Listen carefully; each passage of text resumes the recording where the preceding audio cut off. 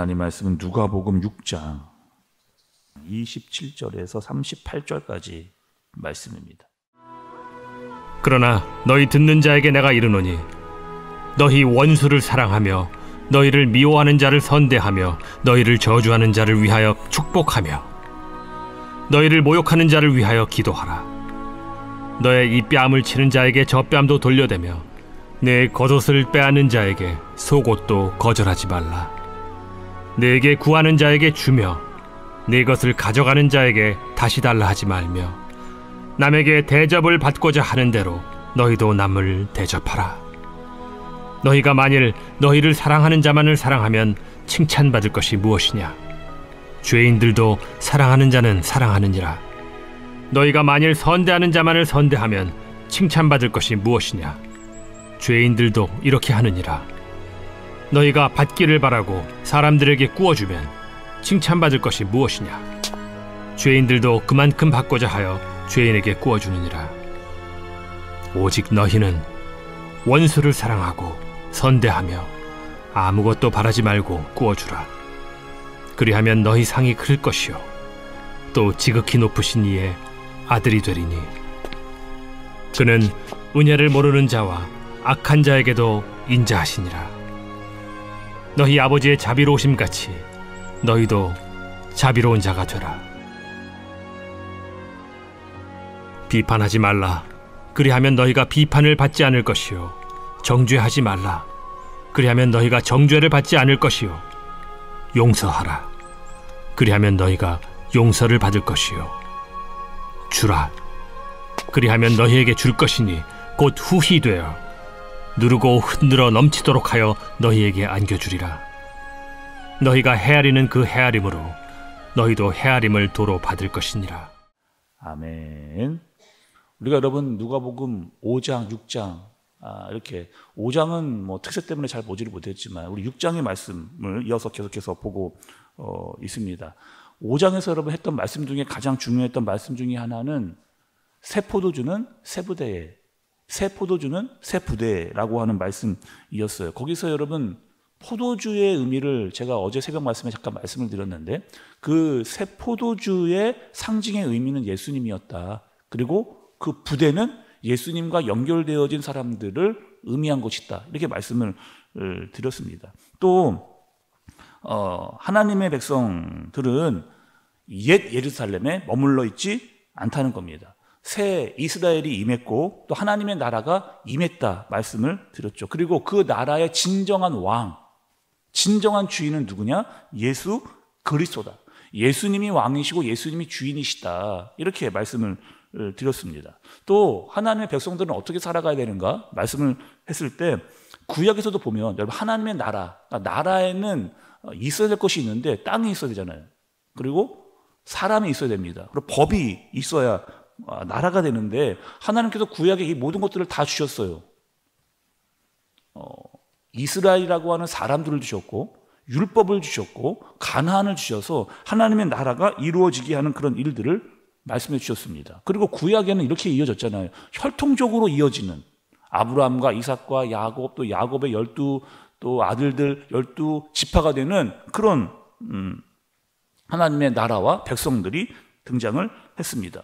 또 우리가 여러분 알다시피 그 구약에 법이 있었는데 그 법의 핵심은 율법이었습니다. 그 율법의 내용은 무엇이었느냐? 하나님을 사랑하고 이웃을 사랑하라 라고 했던 마음이 율법의 내용이었어요. 그리고 예수님이 왕이 되시는 하나님의 나라에서도 법이 있습니다. 그 법이 무엇이냐? 오늘 말씀 27절과 28절의 말씀 여러분 좀 보세요. 27절과 28절의 말씀입니다. 그러나 너희 듣는 자에게 내가 이르노니 너희 원수를 사랑하며 너희 미워하는 자를 선대하며 너희를 저주하는 자를 위하여 축복하며 너희를 모욕하는 자를 위하여 기도하라. 이렇게 말씀하십니다. 말씀이 뭐라고 이야기하시느냐? 원수를 사랑하라 말씀을 하시고 너를 저주하는 자를 축복하라 이렇게 말씀을 하시고 나를 모욕하는 자를 위해서 기도하라 이렇게 이야기합니다. 여러분 어떻게 생각하세요? 이렇게 할 수 있나요? 나를 미워하는 사람을 사랑하고 또 나를 저주하는 사람을 축복하고 또 나를 모욕하는 사람을 위해 기도할 수 있는가 우리가 그렇게 할 수 있는가? 정말 이것이 가능한가? 이 말씀을 오늘 좀 여러분과 제가 좀 나눠야 될 그런 말씀입니다. 또 29절부터 보면 어떻게 또 이야기하시느냐 구체적으로 나오잖아요.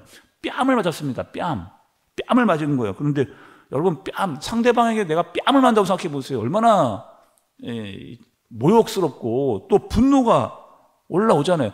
내가 한 대 맞으면 나도 한 대 때리고 싶은 그런 마음이 드는 게 사람의 본성입니다. 그런데 뺨을 맞으면 다른 뺨을 돌려대라는 거예요. 또 겉옷을 빼앗는다. 그러면 속옷도 주라. 그렇게 이야기를 합니다. 그리고 다시 또 달라 하면 다 주라. 이렇게까지 이야기를 말씀하신다는 겁니다. 이게 도대체 가능한 건가? 이렇게 할 수 있는가? 아니 아무리 내가 좋아하는 사람이 나에게 이렇게 한다 해도 나는 그렇게 해주기가 참 어려운 상황인데 아니 원수가 나를 미워하는 사람이 이렇게 한다고 해서 내가 이렇게 할 수가 있는가? 오히려 우리에게 이런 마음이 들잖아요. 원수가 나한테 이렇게 한다?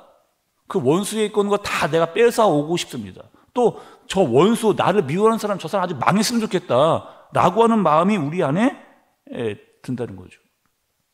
우리가 여러분 구약에서 이런 말씀을 나누었잖아요. 거기서 어떤 이야기를 나누었느냐? 생각나실 거예요. 여러분 동해복수법이라고 하는 법을 우리가 말씀을 통해 들었습니다. 어떤 내용이에요? 내가 받은 대로 돌려주라. 내가 한 대 맞았으면 나도 한 대 때릴 수 있는 법이 동해복수법이었습니다. 그러니까 내가 상대방이 어느 정도 당했으면 똑같은 정도로 말로 대갚아 줄 수 있는 법, 그 법이 동해복수법이었죠. 그래서 아니 적어도 이 정도는 할 수 있잖아요. 내가 맞은 만큼은 때려줘도 된다. 차라리 이 정도를 하면은 뭔가 좀 내가 그래도 대갚아 줄 수 있으니까 좀 마음이 좀 진전될 것 같은데 말씀은 그렇게도 하지 말라. 말씀을 그렇게 하시는 겁니다. 오히려 더 주고 참고 견뎌라 이렇게 이야기를 하시는 거죠. 자 여러분 우리 마태복음에서 산상수훈할 때 이런 말씀을 하셨잖아요. 예수님께서 오른뺨 맞으면 왼편 돌려대라. 또 속옷을 달라고 하면 겉옷까지 줘라. 또 오리를 같이 가자. 그럼 십리를 같이 가라. 그러면서 원수를 사랑하라. 여러분 이게 정말 저와 여러분에게 가능한 이야기인가? 아니 그러면 불가능한데 도저히 할 수가 없는데 어떻게 예수님은 우리에게 하라고 말씀을 하시는 건가? 말씀을 우리가 한번 잘 생각해 봐야 된다는 거죠.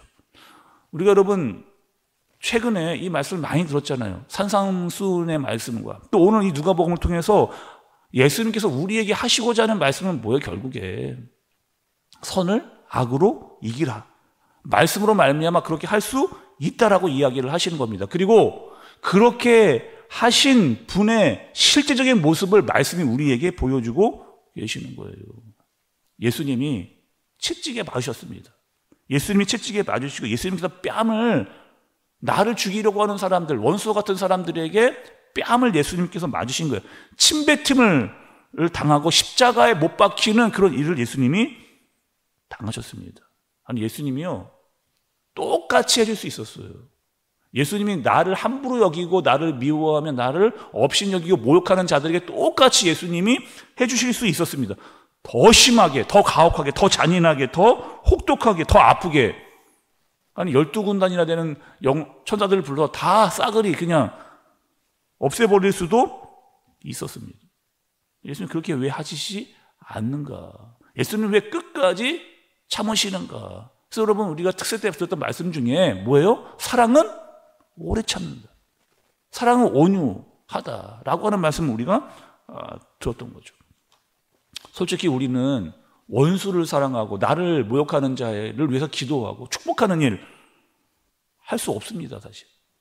그건 할 수 있게 하시는 분이 있다는 거예요. 나에게 그런 힘과 능력을 주시는 분이 있다는 거예요. 사랑으로 견디고 인내할 수 있도록 하시는 분이 있다는 거예요. 그분이 누굽니까? 여러분 우리 안에 계신 성령 하나님께서, 우리 안에 계신 성령 하나님께서 원수까지도 사랑할 수 있는 마음을 우리에게 주신다는 겁니다.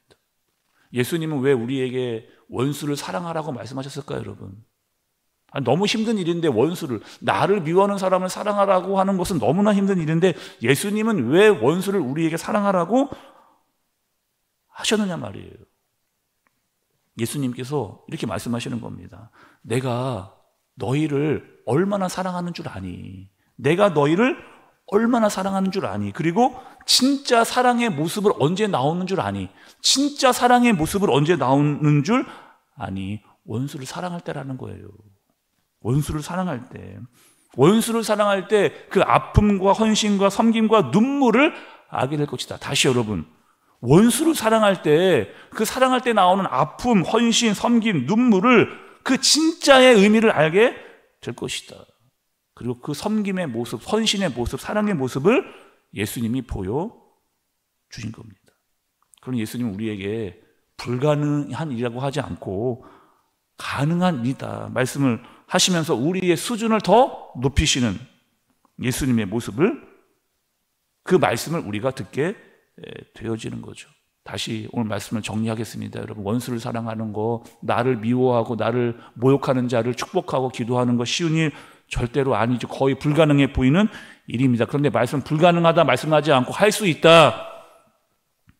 성령으로 말미암아, 그 성령의 사람으로 또 예수님께서 가셨던 그 길을 따라가면서 하나님의 백성으로 사는 저와 여러분들 되어지시길 예수님의 이름으로 축복합니다. 기도하겠습니다. 하나님 아버지, 오늘 말씀에서 원수를 사랑하라, 할 수 없다가 아니라 할 수 있다 말씀하십니다. 선으로 악을 이길 수 있게 하여 주옵소서. 예수님의 사랑을 더 깊이 깨닫게 하여 주옵소서. 그리고 우리 안에 계신 성령 하나님께서 그것들을 감당할 수 있는 힘을 우리에게 더하여 주옵소서. 예수님의 이름으로 기도드리옵나이다. 아멘.